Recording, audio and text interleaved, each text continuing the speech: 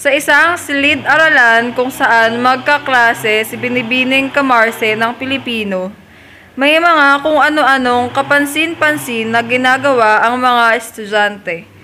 Mga iba't ibang estilo ng pakikinig. Magandang umaga. Magandang umaga po. Bakit parang hindi kayo nagagahan?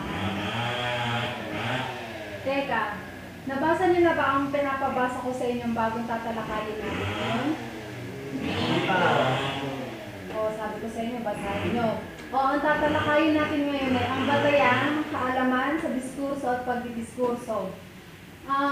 Anong ibig sabihin niyo ng diskurso?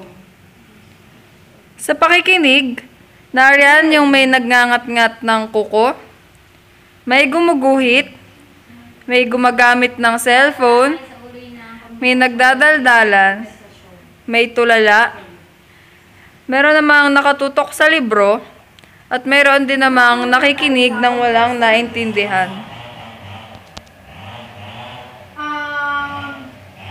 Ano-ano ang mga konteksto ng diskurso?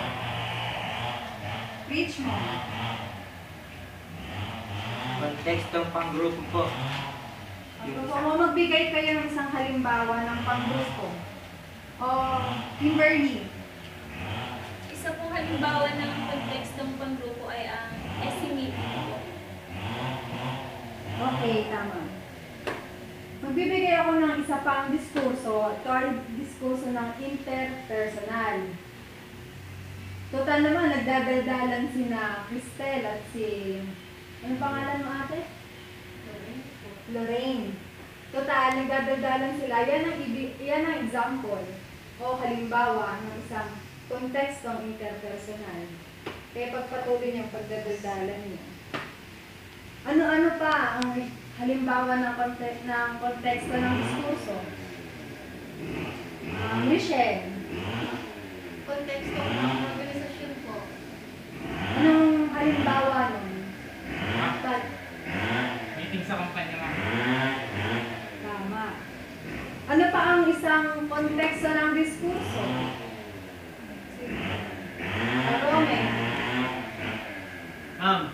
Hindi ko alam. Bakit hindi mo alam? Nalimutan ko na po kasi. Sa susunod natin pagkikita, magbibigay ako ng pagsusulit. Kailangan aralin niyo to, ha? Sige. Ito na natatapos ang ating